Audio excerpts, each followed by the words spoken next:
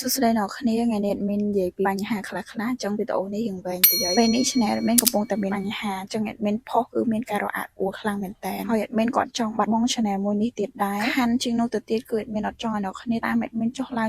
ទេហើយការសម្រេច BL គឺពិបាកសម្រាប់ admin ខ្លាំងមែនតើគឺរឿងអត់ចេះចប់អត់ចេះហើយតែម្ដងបញ្ហាគឺស្ថិតនៅលើការកាត់របស់ admin តែម្ដងណាដោយសារតែការដែល admin ចង់ឲ្យអ្នកគ្នាឃើញគ្រប់ចុងជ្រោយដែរសាច់រឿង manga គេមានអញ្ចឹងគឺជាបញ្ហារបស់ admin ធំខ្លាំងមែនតើជាពិសេសកន្លែង18បុកហ្នឹងមកអញ្ចឹងដើម្បីការពារ channel admin តទៅទៀតថា admin ឥឡូវក៏ hot ដែរ admin ពិតជា hot ខ្លាំងបើសិនជាបាត់បង់ channel នេះមួយទៀតគឺ admin ប្រហែលជាអស់កម្លាំងចិត្តក្នុងការធ្វើទៀតហើយអញ្ចឹងពេលនេះ admin នឹងសម្រេចថានៅពេលដែលមានឈុតឆាកអាចនឹងប៉ះពាល់ដល់ channel admin នឹងកាត់ចោលឬមួយក៏សង្ខេបឬមួយក៏មិនដាក់រូបភាពនឹងតែម្ដងហើយ admin សង្ឃឹមថាអ្នកគ្នានឹងយល់ពី admin ដើម្បីឲ្យ admin នៅមួយអ្នកគ្នាកាន់តែយូរទៀតតែអ្នកគ្នាកុំភ័យ admin នឹងព្យាយាមដាក់ link នៅពេលដែល admin សម្រេចកាត់នៅកន្លែងណាចោលច្រើនអញ្ចឹងអ្នកគ្នាអាចចូលទៅក្នុង website មើលដែល free ខ្លួនឯងបានអញ្ចឹង admin មានតែប៉ុណ្ណឹងអញ្ចឹងយើងចូលទៅកាន់សាច់រឿងយើងតែម្ដងទៅ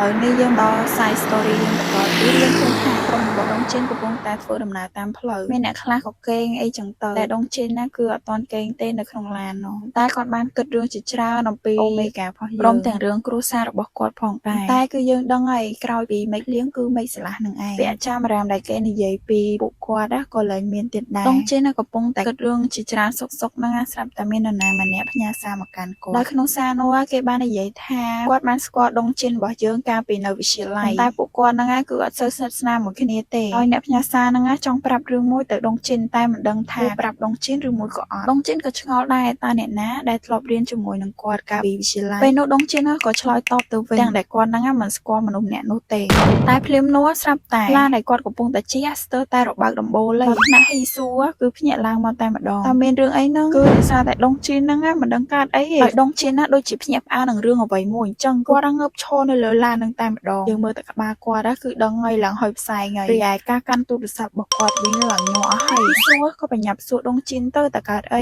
ដងជីនវិញគឺខឹងឡើងចេញទៅសៃភ្នែកមកយើងក៏មិនដឹងថាមានរឿងអីដែរតែយើងបកកាន់អូមេហ្គារបស់យើងវិញម្ដងម៉ាក់ជាមួយនឹងអូនបយ៉ឡាកំពុងតែនៅផ្ទះជាមួយនឹងគ្នានឹងឯងដល់ពេលដែលពួកគាត់នឹងកំពុងតែសប្បាយរីករាយនឹងការរងចាំប៉ាដើម្បីមកផ្ទះវិញដោយអូមេហ្គានឹងចាំដងជីនយូរពេកក៏ចង់បបួលកូនគាត់នឹងញ៉ាំអីមុនតែពេលនោះស្រាប់តែហ៊ីស៊ូនឹងខំមកអូមេហ្គាយើងតែម្ដងរីឯហ៊ីស៊ូវិញគឺនិយាយឆោឡោខ្លាំងមែនតើហ៊ីស៊ូនឹងបានប្រាប់ឲ្យអូមេហ្គាឆាប់មកកន្លែងរបស់គាត់ភ្លាមមករីឯអូមេហ្គាយើងគឺធ្វើមុខឆ្ងល់មកទៀតហើយឆាប់មកភ្លាមមកបើមិនអញ្ចឹងទេអាហ្វារបស់គាត់នឹងសម្លាប់នរណាម្នាក់ហើយស្អីគេហើយអ្នកដែលបង្កបញ្ហាទាំងអស់នេះគឺមិនទាន់បានដឹងខ្លួននោះទេគ្នាមានចាំបរិសម្នាក់នេះអត់ជាលើកទី3ហើយដែលយើងឃើញមុខរបស់គាត់អញ្ចឹងគាត់មានឈ្មោះថាឆូកាងសូហើយគាត់ក៏ជាមនុស្សម្នាក់ដែលរៀនជាមួយនឹងដងជីនតាំងពីថ្នាក់ធំរហូតមកដល់វិទ្យាល័យទៀតផងនេះបរិសម្នាក់នេះកំពុងតែនិយាយពីបរិសម្នាក់ដែលគាត់បានជួបកន្លងមកកាលពេលដែលគាត់ជួបបរិសម្នាក់នឹងលើកដំបូងបរិសម្នាក់នោះបាននិយាយថាគាត់គឺជាអាហ្វាប៉ុន្តែក្រោយបន្ទាប់បរិសម្នាក់នោះក៏ខ្លាចទៅជាអូមេហ្គានិយាយរួមទៅអាប៉ែកនឹងគឺចង់និយាយសម្ដៅលើហេសុងយើងនឹងឯងទៅអាប៉ែកនឹងមានមាត់អត់ចេះទុកស៊ីបាយទេដើរនិយាយដើមគេប្រាប់ឯងហើយពីនោះទៅទៀតនឹងគាត់បាននិយាយដល់ពេលដែលអូមេហ្គានឹងបានទៅជាមួយនឹងគាត់ហើយគាត់នឹងបាននិយាយប្រាប់ឯងទៀតថាគាត់មិននឹកស្មានថាបរិសម្នាក់នឹងគឺជាដៃគូជាមួយនឹងដងជីននោះទេគាត់ក៏ទៅតែដឹងនៅពេលដែលបែកធ្លាយព័ត៌មានរបស់ដងជីនជាមួយនឹងហេសុងដែលគេថតបានហើយជាធម្មតាទេអ្នកគ្នាមានការនិយាយដើមគឺដឹងតែមានការវែកញែកហើយនារីម្នាក់ហ្នឹងគាត់បាននិយាយថាចុះដងជីនណាគាត់យ៉ាងណាបានជាធ្លាក់ទៅក្នុងរបស់អូមេហ្គាម្នាក់ហ្នឹងហើយពាក់វ៉ែនតាហ្នឹងក៏និយាយទៀតហើយប្រហែលជាអូមេហ្គាម្នាក់ហ្នឹងមានភាពតាក់ទាញអីទៅដល់បរិសម្នាក់ហ្នឹងនៅតែបន្តនិយាយរីឯអ្នកនេះវិញគឺមានអារម្មណ៍ថាភ្ញាក់ផ្អើលមែនទែនបែកហ្នឹងនៅតែនិយាយដល់អូមេហ្គាថាឥឡូវគាត់នៅតែមានអារម្មណ៍ថាចង់បានបរិសម្នាក់ហ្នឹងដែរអាចជ្រើសរើសបាន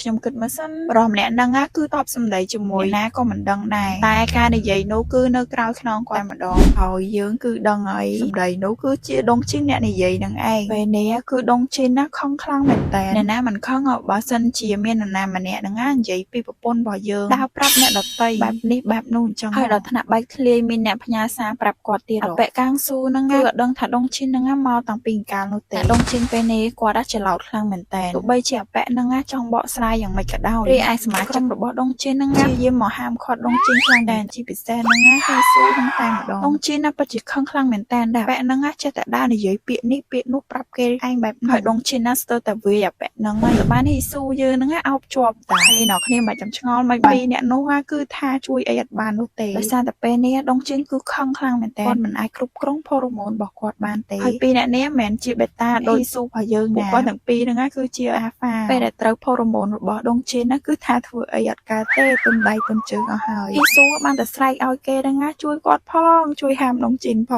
ងអ្នកដងជិនពេលនេះកម្លាំងគាត់ដូចកបីអញ្ចឹងរុញហ៊ីស៊ូយើងឡើងរសាត់តែម្ដងហើយគាត់ហ្នឹងបានចាប់ក្បួយកអាវហ្នឹងហើយទៅតែវាយគាត់ហ្នឹងប្រាប់ឲ្យអពៈហ្នឹងនិយាយការពិតមកមួយក៏ចង់ឲ្យគាត់ហ្នឹងសម្លាប់ឲ្យដងឈិនហ្នឹងខឹងទ្រាំមិនបានក៏គាត់មិនបានដាល់អពៈហ្នឹងឯងគាត់បានដាល់ទៅជញ្ជាំងហ្នឹងមួយដៃតែម្ដងអពៈខ្វាងស៊ូហ្នឹងក៏រៀងភ័យដែរឡើងបែកឈាមពេញមុខគាត់អូមេហ្គាយើងវិញដែលស៊ូស្ទៀលមកកន្លែងហ្នឹងតែបានលើពីហ៊ីស៊ូនិយាយថាមិត្តភក្តិរបស់ដងឈិនហ្នឹងបាននិយាយចាំរ៉ាមិនពីហេសុងរបស់យើងហើយវាពិតជាសំខាន់ណាស់ដែលឲ្យអូមេហ្គាយើងមកជួយហាមឃាត់ដងឈិនហេសុងយើងក៏ពិបាកចូលទៅដែរមានមនុស្សម្នាហ្នឹងចោមរោមនៅកន្លែងហ្នឹងច្រើនដែរតែវាក៏សំណាងដែរដែលគាត់ហ្នឹងទៅដល់តាន់ពេលវេលាហើយពេលនេះក្រុមរបស់ដងជិនយើងគឺមានសង្ឃឹមហើយមេកាយើងបានស្រែកមួយទំហឹងទៅកាន់ដងជិនតែម្ដងតែនេះកំពុងតែធ្វើអីហ្នឹងឆាប់ឈប់ភ្លាមហេតុអីក៏ធ្វើបែបហ្នឹ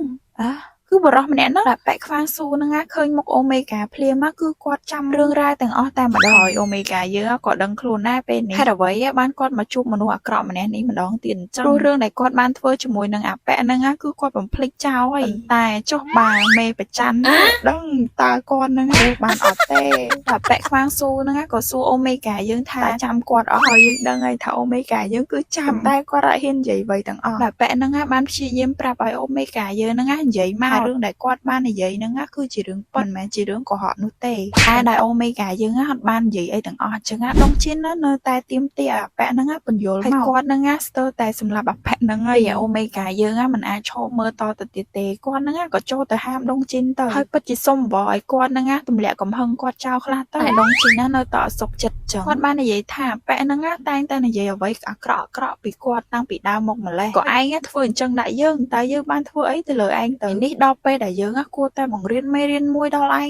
យើងមិនបានធ្វើអីទេយើងមិនបានដេកជាមួយនឹងគ្នាទេតែប៉ែខ្វាងស៊ូហ្នឹងរំមិនបាននៅសម្ដីរបស់ដងជិនគាត់ក៏សុកចិត្តនិយាយចេញមកទៅសប្បាយចិត្តនៅប៉ុណ្ណឹងពេលនោះខ្ញុំបានព្យាយាមដែរប៉ុន្តែដោយសារតែគាត់ហ្នឹងចង់ភ្ជាប់ជាមួយនឹងនរណាម្នាក់ហើយដូច្នេះខ្ញុំក៏មិនអាចធ្វើអ្វីជាមួយនឹងគាត់បានដែរបើយើងដឹងថានោះគឺជាដៃគូរបស់ឯងក៏មិនធ្វើអញ្ចឹងដែរនៅពេលដែលគ្រប់គ្នាលើចម្លើយអាប៉ែហ្នឹងនិយាយបែបហ្នឹងហើយគឺពេញមួយហាងហ្នឹងគឺគាំងតែម្ដងមានអ្នកណាកម្រើកឬមួយក៏និយាយអ្វីទាំងអស់គ្រប់គ្នាបានតែគិតឡើងមកតែប៉ុណ្ណោះទោះបីជាពួកគាត់ទាំងពីរមិនបានមានអីជាមួយនឹងគ្នាក៏ដោយតែអញ្ចឹងមានន័យថាពួកគាត់ពេលនោះស្ទើរតែបាននៅជាមួយនឹងគ្នាហ្នឹងអញ្ចឹងពាក្យអាចារ្យបារាមដែលគាត់និយាយហ្នឹងគឺជាពាក្យពិតហើយបើយើងក៏លេងមកកាន់អូមេហ្គាយើងវិញដងជិនសម្លឹងទៅសុំរបស់យើងទាំងចម្ងល់តែម្ដងប៉ុន្តែអូមេហ្គារបស់យើងនៅតែមិនទាន់និយាយអ្វីដែរបែកខ្វាងស៊ូហ្នឹងក៏បន្តនិយាយទៀតថាគាត់គឺជាមិត្តរួមថ្នាក់របស់ដងជិនតាំងពីបឋមមកម្ល៉េះហើយគ្រប់យ៉ាងអំពីដងជិនគឺល្អឥតខ្ចោះទាំងអស់ថាគាត់ដេកនៅក្នុងថ្នាក់ក៏គាត់នៅតែជាមនុស្សដែលខូលដែរហើយវាធ្វើឲ្យខ្ញុំច្រណែនខ្ញុំមានអារម្មណ៍ថាច្រណែននៅពេលដែលអ្វីដែលជារបស់ទោះបីជាខ្ញុំមានអ្វីគ្រប់យ៉ាងក៏ដោយតែខ្ញុំនៅតែមានអារម្មណ៍ថាអន់ជាងឯងអញ្ចឹងហើយខ្ញុំក៏ចង់ខ្លាចជាមិត្តរបស់ឯងដែរប្រូអត់មានណាគេសួររឿងហ្នឹងឯណាកុំនិយាយប៉ែនេះដូចជាចូលតួពេកហើយគេសួររឿងផ្សេងតែគាត់ហ្នឹងបែកធ្លាយដល់រឿងគាត់ឯណាណៃនោះទៀតតែគេសួរយើងក៏អាណិតអាប៉ែហ្នឹងដែរគាត់ក៏អរគុណដែរអាប៉ែហ្នឹងក៏មិនបានធ្វើអីឲ្យលើពីហ្នឹងអញ្ចឹងណាតែឯងបើសិនជានិយាយបែបហ្នឹងនៅក្រៅខ្នងពួកយើងទៀតមានណាស្មានតែហ៊ីស៊ូហ្នឹងនិយាយស្រួលមួយគេមកគំរាមគេដែរសោះតែប៉ែហ្នឹងសំមុខឯងសំគេហ្នឹងស្ដីឲ្យហ្នឹងរឿងដែលគាត់និយាយហ្នឹងគឺវាជារឿងពិតដែរប៉ុន្តែនៅពេលដែលគាត់ហ្នឹងបន្ថែមលបោយលើកខ្លួនឯងបន្ថែមទៀតវាទៅជារឿងរ៉ាវមួយដែរធ្វើឲ្យគ្រប់គ្នាកាន់តែយល់ច្រឡំទៀតហើយតែប៉ែនេះក៏សន្យាដែរថាគាត់នឹងឈប់និយាយរឿងបែបនេះទៀតហើយឯដងជិនវិញនៅពេលដែលគាត់ឮសម្ដីបែបនេះគាត់គឺអត់បាន បាននិយាយអ្វីទាំងអស់ហើយគាត់ក៏បានដើរចេញទៅរីឯអូមេហ្គាយើងហាក់បីដូចជាដឹងថាដងជីនកំពុងតែខឹងហើយអ្នកដែលផ្ដល់ព័ត៌មានឲ្យដងជីនហ្នឹងគឺនេះមកមើលមកហើយអញ្ចឹងយើងមកមើលគ្រួសាររបស់ដងជីនវិញនៅពេលដែលគាត់ត្រឡប់មកផ្ទះវិញគាត់គឺអត់បាននិយាយអ្វីច្រើនទេគាត់បានតែសួរទៅកាន់អូមេហ្គាថាឯណាទៅបយលរីឯអូមេហ្គាយើងក៏ឆ្លើយទៅថាគាត់ហ្នឹងបានញ៉ោនបយលហ្នឹងជាមួយនឹងអ្នកជិតខាងរបស់គាត់នៅជាន់ក្រោមតែពេលនេះអ្វីដែលអូមេហ្គាយើងចាប់អារម្មណ៍នោះគឺដៃរបស់ដងជីនកំពុងតែមានឈាមចឹងហើយអូមេហ្គាយើងក៏នាំដងជីនណាទៅលាងរបួសចេញទៅពេលដែលពួកគាត់ហ្នឹងកំពុងតែលាងរបួសហ្នឹងគ្រប់យ៉ាងគឺស្ងាត់ខ្លាំងមែនតើហើយនៅពេលដែលដងជីនចាប់ផ្ដើមសួរនោះគឺឲ្យអូមេហ្គាយើងស្ទើរតែកៀងបេះដូងហើយដងជីនណាបានសួរទៅកាន់អូមេហ្គាថាមិនក៏អូនណាលុតជង្គង់អញ្ចឹងកាយវិការអូមេហ្គាយើងមានអារម្មណ៍ថាដូចសុំអភ័យទោសពីគេមិនទេដងជីនណាបានសួរទៅកាន់អូមេហ្គាម្ដងទៀតថាតើអ្វីដែលកាងស៊ូនិយាយហ្នឹងជារឿងពិតអត់ព្រោះគាត់អត់ទាន់ឮពាក្យសម្ដីពីអូមេហ្គាយើងនិយាយនោះទេពេលនោះអូមេហ្គាយើងក៏និយាយថាហ្នឹងហើយដងជីនណាឮតាពាក្យហ្នឹងហើយគឺគាត់ខឹងយកហ្មងតែអូមេហ្គាយើងក៏និយាយបកស្រាយដែរនោះគឺមានរឿងកើតឡើងច្រើនមែនតើអញ្ចឹងអ្នកគ្នាចាំអត់ការពេលដែលអូមេហ្គាយើងត្រូវបានដងជីនរកឃើញលើកដំបូងហើយនៅពេលដែលគាត់ចាប់ផ្ដើមដឹងថាគាត់ហ្នឹងចងភ្ជាប់ជាមួយនឹងដងជីនណានៅពេលដែលស្ដាប់អូមេហ្គាយើងនិយាយបកស្រាយបែបនេះដងជីនក៏បន្តសួរទៀតថាតើអញ្ចឹងនៅពេលដែលអូនព្យាយាមចាក់ចេញពីបងអញ្ចឹងអូនព្យាយាមទៅដេកជាមួយនឹងមិត្តភក្តិរបស់បងមែនទេខ្ញុំមិនមានគំនិតបែបហ្នឹងនោះទេពេលនោះខ្ញុំមានអារម្មណ៍ភ័យខ្លាចខ្លាំងណាស់ពេលនោះគាត់និយាយថាគាត់គឺជាអ្នកមានផងដែរខ្ញុំគិតថាគាត់អាចការពារខ្ញុំបាននៅពេលនោះខ្ញុំមិនដឹងថាហេតុអីខ្ញុំគិតអញ្ចឹងទេប៉ុន្តែគ្រប់យ៉ាងវាមិនអាចទៅរួចឡើយព្រោះអីខ្ញុំក៏មានការចងភ្ជាប់ជាមួយនឹងអ្នកពេលដែលដងជីនហ្នឹងឮសម្ដីរបស់អូមេហ្គាបែបនេះបងមិនដែលខ្វល់ថាអូនហ្នឹងដឹងថាពួកយើងចងភ្ជាប់ជាមួយនឹងគ្នាដោយរបៀបណានោះទេពេលនោះបងគ្រាន់តែសប្បាយចិត្តដែលអូនត្រឡប់មកវិញវាដូចពេលនេះអញ្ចឹងខ្ញុំបានភ្លេចវាទាំងស្រុងរហូតមកដល់ពេលនេះត្រង់កន្លែងនេះអូមេហ្គាយើងគឺអត់បានគិតទេនៅពេលដែលគាត់ទៅធ្វើរឿងអីជាមួយនឹងអ្នកដទៃគាត់មិនបានចាប់អារម្មណ៍នោះទេព្រោះពេលនោះគឺគាត់ខ្វល់តែម្យ៉ាងគាត់គឺគាត់ហ្នឹងបានចងភ្ជាប់ជាមួយនឹងដងជីនរីឯដងជីនវាគាត់មិនចង់គិតនោះទេទោះបីជានៅពេលដែលអូមេហ្គាយើងផ្ដល់កំណើតដល់ប្រយោជន៍ឬមួយនៅពេលដែលអូមេហ្គាហ្នឹងចង់ចាក់ចេញពីគាត់ក៏ដោយហើយរឿងរ៉ាវបន្ទាប់ពីនោះដែលហេសុងបានធ្វើគាត់មិនចង់គិតឬមួយក៏ដេញដោលសួរប្រពន្ធរបស់គាត់នោះទេប៉ុន្តែនៅពេលដែលខ្ញុំគិតរឿងដែលអ្នកនៅជាមួយនឹងអាហ្វាផ្សេងវាធ្វើឲ្យខ្ញុំមិនអាចត្រូវហើយវាពិតជាពិបាកសម្រាប់ដងជីនខ្លាំងមែនតើគេបាននៅជាមួយនឹងប្រពន្ធរបស់យើងហើយគេយករឿងហ្នឹងទៅនិយាយប្រាប់អ្នកដទៃទៀតមកឲ្យគាត់ហ្នឹងពិបាកចិត្តការសួរច្ដីនេះគាត់មិនហ៊ានសម័យទេតើមានរឿងអ្វីកើតឡើងនៅពេលនោះដូចជាពេលដែលដងជីនហ្នឹងនឹកអូមេហ្គាយើងម្ដងគាត់តែងតែសម័យរឿងរ៉ាវគ្រប់យ៉ាងពេលខ្លះគាត់ស្ទើរតែឈួតហើយបើសិនជាគាត់និយាយអូមេហ្គាយើងប្រកាសជាអូមេហ្គាយើងរត់ចោលគាត់ទៀតហើយពេលនេះគាត់គិតច្រើនគិតរហូតថាតើគាត់ហ្នឹងគួរតែទៅជួបពេទ្យអត់ឥឡូវហ្នឹងនេះប៉ាត្រូវតែប្រឈមមុខនឹងបញ្ហាឬអត់យើងមើលទៅប៉ាដងជីនដូចជាពិបាកចិត្តខ្លាំងដល់ហើយមេកាយើងក៏ធ្វើជារកូនគាត់មកហើយគឺជាពាក្យសម្ដីដែលប្រយោលបានប្រើហេតុអីបានជានាយល្ងងយ៉ាងនេះមើលចោះមនុស្សចង្រៃម្នាក់នោះមិនបានធ្វើអ្វីទាំងអស់ហើយមិនក៏ដៃរបស់នាយត្រូវរបួសអញ្ចឹងនេះគឺតែវាយមុខរបស់គាត់ល្អជាងការៈបារម្ភប្តីវាចេញមកហើយឃើញប្តីមានរបួសអីអញ្ចឹងគាត់ប្តីដែរចង់និយាយចឹងក៏និយាយប្រាប់គេទៅថ្ងៃក្រោយកុំធ្វើអញ្ចឹងទៀតអីឈប់បារម្ភទៀតណាខ្ញុំគឺជារបស់នាយតែម្នាក់គាត់ហើយគ្មានណាគេហ្នឹងយកខ្ញុំចេញពីនាយបានទេដឹងនៅមនុស្សល្ងងចឹងកុំឲ្យតែលួងក្មេងប្រើតែពាក្យសម្ដីចឹងគួរតែមានការអោបអីខ្លះហ្នឹងហើយហេសុងបន្តនិយាយទៀតទាំងអោបរងជិននៅក្នុងដៃគាត់ក៏រៀនសប្បាយចិត្តដែរដែលមានបញ្ហាអីធ្ងន់ធ្ងរគ្រាន់តែអូមេហ្គាយើងនិយាយបែបហ្នឹងភ្លាមដងជិនគឺសោចមកតែម្ដងហើយកើតអីទៀតហើយមានអារម្មណ៍ល្អណាស់នៅពេលដែលអូនអោបបងបែបវាគឺដូចអ្វីដែលអូននិយាយចឹងក៏សុំអោបមួយវិញដែរមកយើងមើលទៅហាក់បីដូចជាអូមេហ្គាយើងអាចលួងក្មេងតូចបាត់ខឹងពិតជាបាត់ខឹងមែនអត់ណា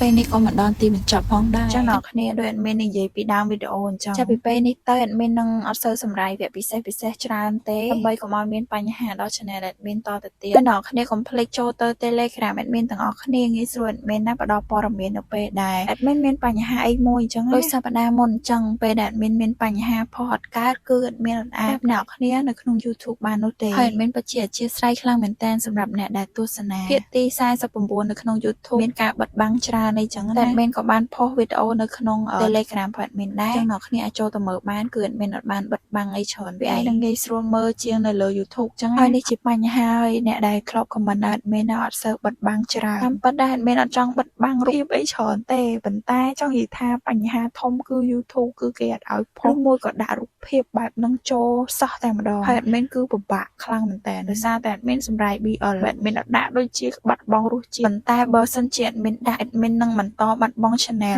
ថ្មីតទៅទៀតរហូតចឹងគឺ admin អត់ចង់ចឹងទេហើយ admin ក៏ចង់បាក់ទឹកចិត្តជាលើកទី2ទី3ដែល admin ហត់ខ្លាំងហើយចឹង admin សង្ឃឹមថាអ្នកគ្នានឹងយល់ពី admin ហើយ please subscribe channel ថ្មីផង admin និងជួយ like វីដេអូមួយនេះ admin ស្មៃមេងកាជួបគ្នានៅវីដេអូក្រោយបាយបាយ